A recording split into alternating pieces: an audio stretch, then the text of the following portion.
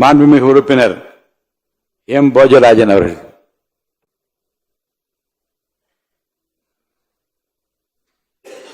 மாண்புமிகு பேரவைத் தலைவர் அவர்களே, மாண்புமிகு முதல்வர் அவர்களே, அமைச்சர் பெருமக்களே, எதிர்க்கட்சி தலைவர்களே மற்றும் இந்த சபையில் இருக்கின்ற உறுப்பினர்கள் அனைவர்களுக்கும் எனது வணக்கங்களையும் நான் சார்ந்த பாரதிய ஜனதா கட்சியின் வணக்கங்களையும் தெரிவித்துக் கொள்கின்றேன்.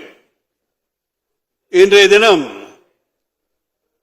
முதல்வர்களுடைய நம்பிக்கை தீர்மானத்தில் பலர் துரதிர்ஷ்டவசமாக இது ஏதோ பாரதிய ஜனதா கட்சிக்கு எதிரான பிரச்சார கூட்டமாக மாண்பை மீறி பேசிவிட்டார்கள் என்று நினைக்கின்றேன். துரதிர்ஷ்டவசமாக இந்த மன்றத்தின் மரபை கருதி அந்த கருத்துக்களை எல்லாம் நேரமும் காலம் வரும்போது நானும் பகிர்ந்து கொள்ள தயாராக இருக்கின்றேன் என்பதை மட்டும் கூறிக்கொண்டு, ஒரு நண்பர் சொன்னார்கள் ஒற்றை தாமரை என்று சொன்னார்கள். கடந்த காலத்தை நீங்கள் நினைத்து பார்க்க வேண்டும்.